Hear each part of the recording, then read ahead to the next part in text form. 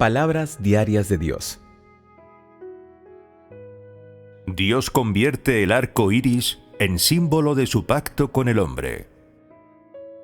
Génesis, capítulo 9, versículos del 11 al 13. Yo haré mi pacto con vosotros, ninguna carne será cortada nunca más por las aguas de una inundación, ni habrá una inundación nunca más que destruya la tierra. Y Dios dijo: Este es el signo del pacto que hago entre yo y vosotros y cada criatura viviente que esté con vosotros por generaciones perpetuas. Pongo mi arco iris en las nubes, y ese será el signo de un pacto entre yo y la tierra. Seguidamente, echemos un vistazo a esta parte de las Escrituras sobre cómo hizo Dios el arco iris como símbolo de su pacto con el hombre. La mayoría de las personas sabe lo que es un arco iris y ha oído algunas historias relacionadas con él.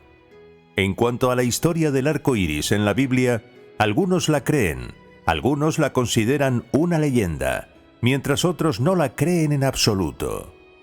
En cualquier caso, todo lo que ocurrió en relación al arco iris son todas las cosas que Dios hizo una vez, y cosas que tuvieron lugar durante el proceso de la gestión del hombre por parte de Dios. Estas cosas se han recogido con exactitud en la Biblia. Estos relatos no nos dicen cuál era el estado de ánimo de Dios en ese momento, ni los propósitos subyacentes a estas palabras que Él pronunció. Además, nadie puede apreciar lo que Dios estaba sintiendo cuando las dijo. Sin embargo, el estado anímico de Dios en relación a todo esto se revela entre las líneas del texto. Es como si sus pensamientos en ese momento saltasen de la página a través de cada palabra y frase de la palabra de Dios. Los pensamientos de Dios son aquello de lo que deberían preocuparse las personas y lo que deberían intentar llegar a conocer más. Esto se debe a que están estrechamente relacionados con el entendimiento que el hombre tiene de Dios, que es un vínculo indispensable para la entrada del hombre en la vida. Así pues, ¿qué estaba pensando Dios en el momento en que estaban aconteciendo estas cosas? Originalmente, Dios creó una humanidad que a sus ojos era muy buena y cercana a Él, pero fue destruida por el diluvio tras rebelarse contra Él. ¿Le dolió a Dios que esa humanidad desapareciese así al instante? Por supuesto que sí. ¿Cuál fue la expresión de este dolor? ¿Cómo se registró en la Biblia? Se registra así: Yo haré mi pacto con vosotros, ninguna carne será cortada nunca más por las aguas de una inundación, ni habrá una inundación nunca más que destruya la tierra. Esta simple frase revela los pensamientos de Dios. Esta destrucción del mundo le dolió mucho. En palabras del hombre, él estaba muy triste. Podemos imaginar qué aspecto tenía la tierra una vez llena de vida tras ser destruida por el diluvio. ¿Qué aspecto tenía ahora esa tierra que una vez estuvo llena de seres humanos? Ninguna morada humana, ninguna criatura viviente, agua por todas partes y un caos absoluto sobre la superficie del agua. ¿Era aquella escena el propósito original de Dios cuando creó el mundo? Por supuesto que no. El propósito original de Dios era ver vida por toda la tierra, ver los seres humanos que creó adorándole. No solo que fuese Noé el único en adorarle, o el único que respondería a su llamado para completar lo que había encargado. Cuando la humanidad desapareció, Dios no vio lo que había pretendido originalmente, sino todo lo contrario. ¿Cómo no iba a estar dolido su corazón? Así pues, cuando estaba revelando su carácter y expresando sus emociones, Dios tomó una decisión. ¿Qué tipo de decisión tomó? Hacer un arco en las nubes, como pacto con el hombre. Una promesa de que Dios no destruiría de nuevo a la humanidad con un diluvio. Al mismo tiempo, también fue para decirles a las personas que Él había destruido una vez al mundo con un diluvio, para que la humanidad recordase siempre por qué hizo Dios tal cosa. ¿Fue la destrucción del mundo esta vez algo que Dios quiso? Definitivamente no fue algo que Él quisiese. Podríamos ser capaces de imaginar una pequeña parte de la visión deplorable de la tierra tras la destrucción del mundo, pero no podemos acercarnos a imaginar cómo fue la escena a ojos de Dios. Podemos decir que tanto en el caso de las personas de ahora como en el de las de entonces, nadie puede imaginar o apreciar lo que Dios estaba sintiendo cuando vio esa escena. Esa imagen del mundo tras su destrucción por el diluvio. Dios se vio obligado a hacer esto debido a la desobediencia del hombre.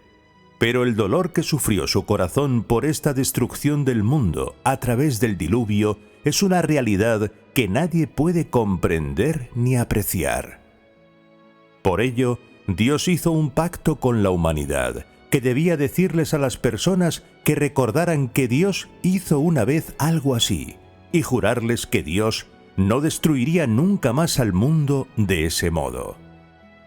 En este pacto vemos el corazón de Dios.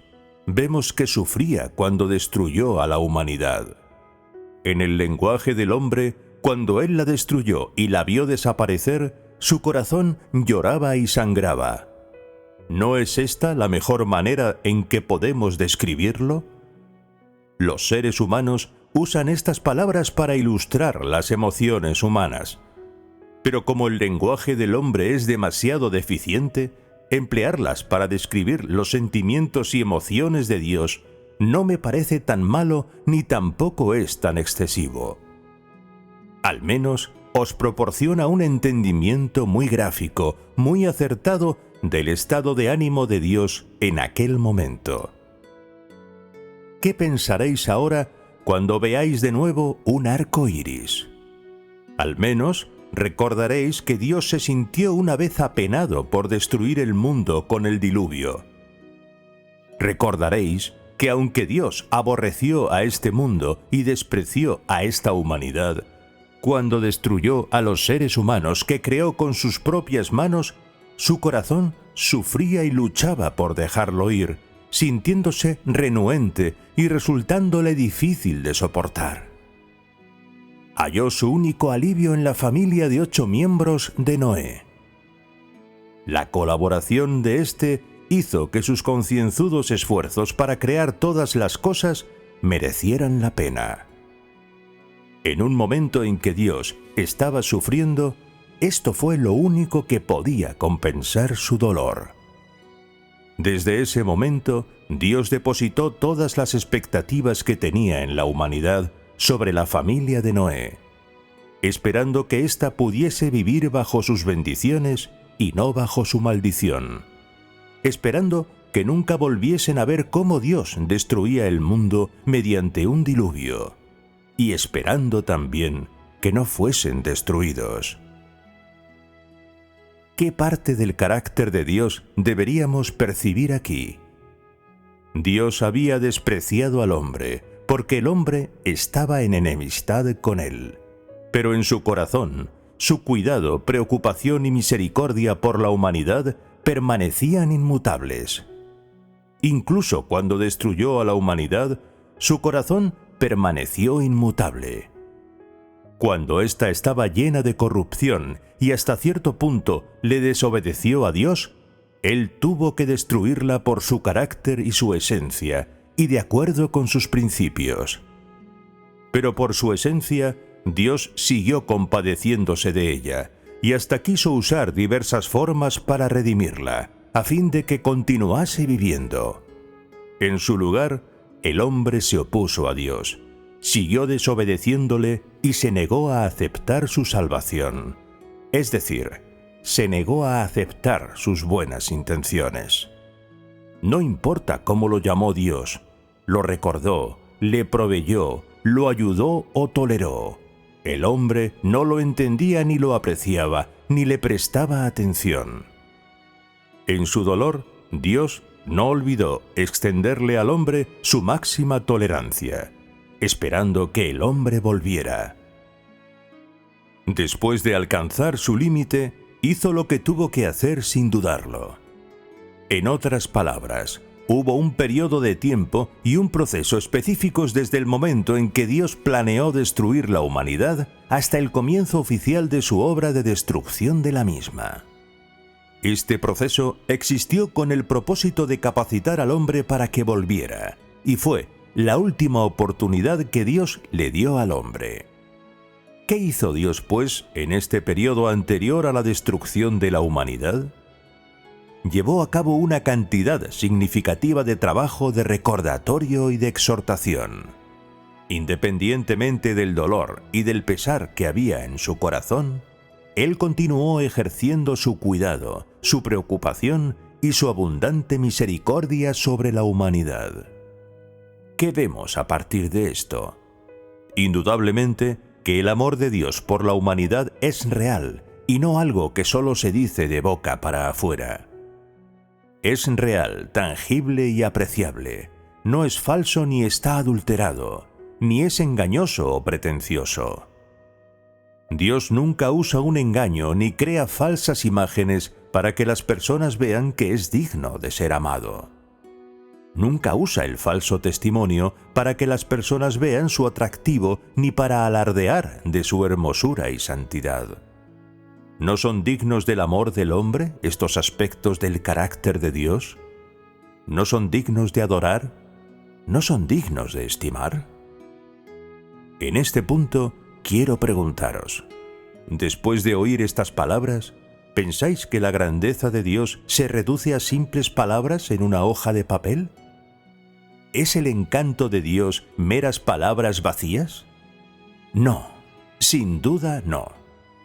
La supremacía, la grandeza, la santidad, la tolerancia, el amor de Dios, etc., todos estos aspectos diversos del carácter y la esencia de Dios se ponen en práctica cada vez que Él hace su obra, encarnada en su voluntad hacia el hombre y también cumplida y reflejada en cada persona.